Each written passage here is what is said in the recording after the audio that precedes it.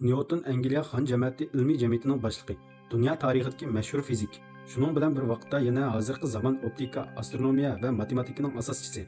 Olamning tortish kuchini bayqovchi. Uning tadqiqoti fizika, ximiya, astronomiya, jo'grafiya, falsafa, iqtisod va san'atlarga chetildi. Uning o'rganish natijasi aeroplan yasash, paroxod loyihalash, raketa, boshqariladigan bomba, zamonaviy qurilish qatorliq nurg'un boshlang'ich shaharlarni o'z ichiga oladi.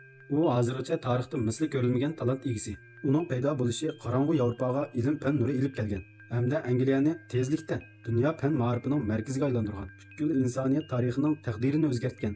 Biz bu talant egasining hayoti to'g'risida to'xtalib boqaylik. 1643 yili Newton Angliyadagi Lincoln viloyati Yelsidagi bir kichik kentda dunyoga kelgan. Uning balalik davri intayin ichinishliq deyishga bo'ladi. Baldur tug'ilib qolgan Newton o'roq, kichkidinlar ko'rgan odamning ichi izlatdi.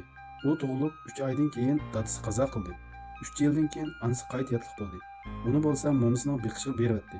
Shu sababdan Newton onasidan nihoyat yiroqlashib ketgan. Shu chog'larda uning mijozi shundoq ichmijoz bo'lib ketgan. Fikr almashtirishni xohlamaydi. Aksicha bir bulonga kirib olib, turli xaritalik modellarni tushuntiradigan kitoblarni ko'ratdi. Hamda o'z qo'l silib g'alati bir narsalarni yasaydi.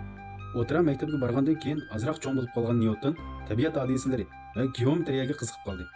18 yoshga kirgan yili Cambridge universitetiga kirib o'qidi. U bu yerda nurg'un ilg'or ideyalar, jumladan Descartes'ning hozirgi zamon falsafa nazariyasi, Galiley, Kopernik va Kepler qatorliq astronomlarning texnik ilg'or ideyalari bilan uchrashdi. Ularning ba'zi ideyalari shu zamon iqlimida chetga qiqilgan. O'tkir Newton bo'lsa bularning qimmatini bayqagan hamda ularni o'zining tadqiqotlariga ishlatgan. 1665-yili Londonda chuma kasal tarqalib, yurtiga 2 yil qaytarilgan. Dal shu yillar Newtonning aql parasti chaqnagan vaqtlar edi. 1665-yilning beshida Newton keng ma'nodagi 4 teoremasini bayqadi. Shu yili 11-oydan keyingi 5 oygacha Newton musbat ta'tir iqlim tadqiqotiga berilib, cho'nqur ta'sirga ega differensial ilmini barpo qildi. Keyin Newton nazarini maxsus ig'irlik kuchiga qaratdi. U tasaddubiy olmaning yerga tushganligini ko'rdi. Hamda dunyoni zilzilaga solgan yer sharining tortish kuchi qonuniyatini o'tirib qo'ydi. Bu yillarni Newtonning hayotidagi oltin yillar deyishga bo'ladi. Hamda 22 yoshga kirgan Newton boshqalar tushudimi erishalmagan zo'r natijalarni qo'lga keltirgan. Masalan, differensial integral, olamlik tortish kuchi, optikalik ayirish qatorliqlar.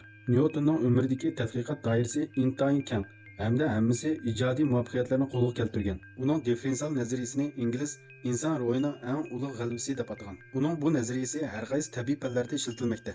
Bugungi kunlikda bo'lsa matematikaning asos quroli bo'lib qolgan. Uning bu nazariyasi fan texnik tadqiqotlarni umumyuzlik ozod qilgan.